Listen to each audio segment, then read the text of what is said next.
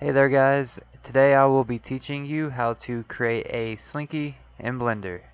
I'll be going over the array modifier, lattice, and curve modifier, but more importantly I'll be going over how to put them all together to create this fully functional Slinky in Blender.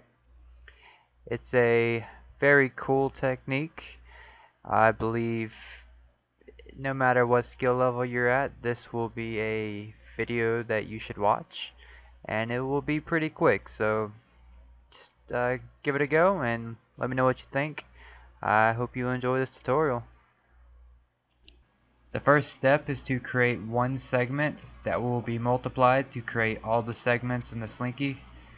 So to do this, we'll add a circle, Shift A, Mesh Circle, go into edit mode, select one vertice and press V to rip it, hold Control and leave it where it originally was. Now turn on Connected Proportional Editing. Press GZ to move it on the Z axis, and this will allow us to move the active vertice and all the ones that are connected to it. And by just scrolling up, we can increase the area of influence. Let's just bring it up a little bit, about that much. Now select all the vertices, extrude them, and holding Control, leave them where they originally were. Make sure proportional editing is disabled. Size them down, Shift Z so they're not moving on the Z axis. And you want this to be a little thick or a little wide. You don't want it to be real thin. Slinkies are actually pretty wide. As you can see in this photo, the Slinky is pretty wide. It's not as small as, at least as it is in my head. So that's done. Tab back into object mode. The next step is to add an array modifier. So in the modifiers tab, go to add modifier, array. You see it's duplicating next to it. We want it to be going upward, so set this value of x to 0 and the value of z to 1. So now it is duplicating upward. And make sure you turn on merging. This means the vertices that are touching the new geometry, they will merge together. That way we won't have any gaps and it'll be one uniform spring looking Slinky. The count is going to be the amount of segments we have in our Slinky. I'm setting mine to 48. You can set yours to whatever you feel. And now I'm just going to quickly add a solidify modifier. This will give our Slinky just a little bit of thickness. I'm going to leave mine right here at 0.01. You can set yours to be more or less, whatever you think looks better. I'm going to leave mine at 0.01. The next step is to create the semicircle rainbow shape that the Slinky will be making. Right now it is standing straight up, which is very unrealistic, so let's go ahead and create that shape. Okay, going in the front view, you could just add a curve, but I found it's easier to just start with a circle since we're going to be making a semicircle anyway. This is a lot faster. So going into edit mode on the circle, rotate it on the x-axis by 90 degrees. Bring the very left side of the circle up, right over here. Size it up a little bit, and just bring it right to the middle there. Okay, go ahead and select the bottom half, delete it. Now we have this semicircle shape. Going into object mode, press Alt-C. Now we're going to convert it into a curve. Right now it's a mesh, so go curve from mesh. Now if you go into edit mode, you see it is a curve. And just to be sure, make sure the arrows are facing to the right. This is the direction the Slinky will be going. If your arrows are facing the opposite way, you can fix that by pressing W and switch direction. But in this example it is working perfectly.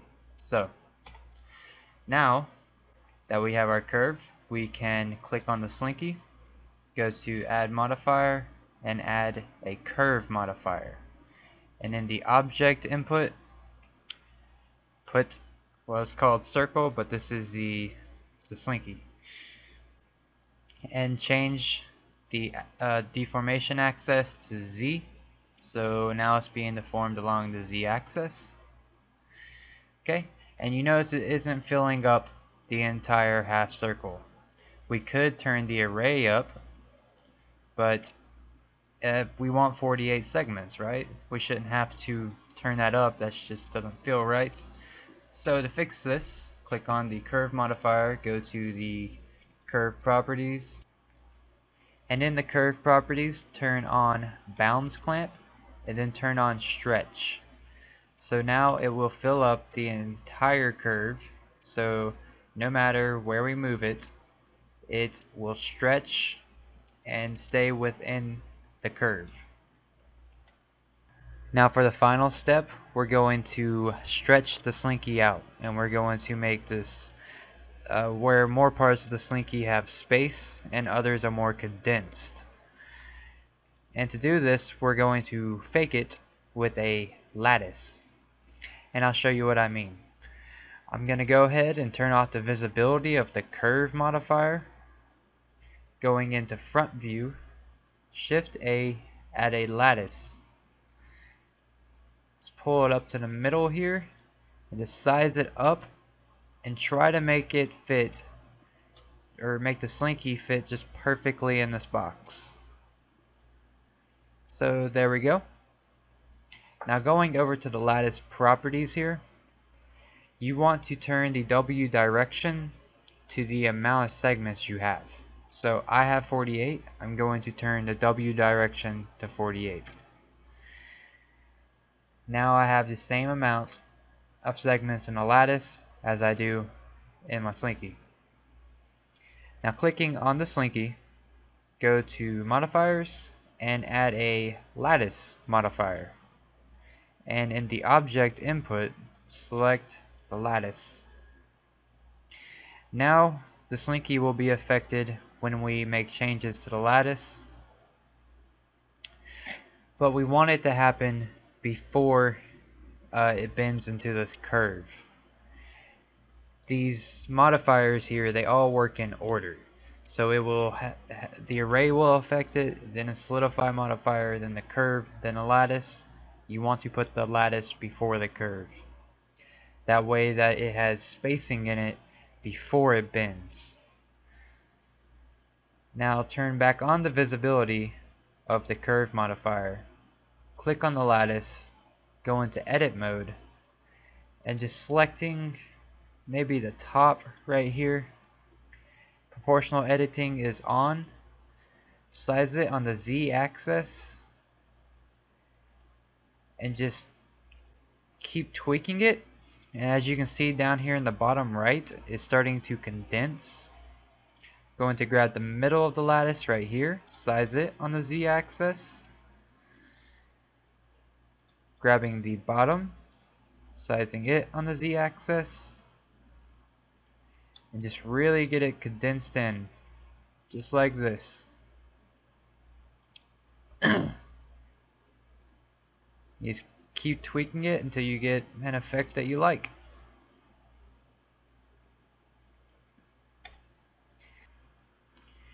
And that's it, guys. You now have a fully functioning Slinky in Blender. You have the lattice to affect the stretching and the curve to affect the direction. I hope you guys have enjoyed this tutorial. Let me know your thoughts, what you think about it. Subscribe to my channel, like the video. Thanks so much for watching. See you guys.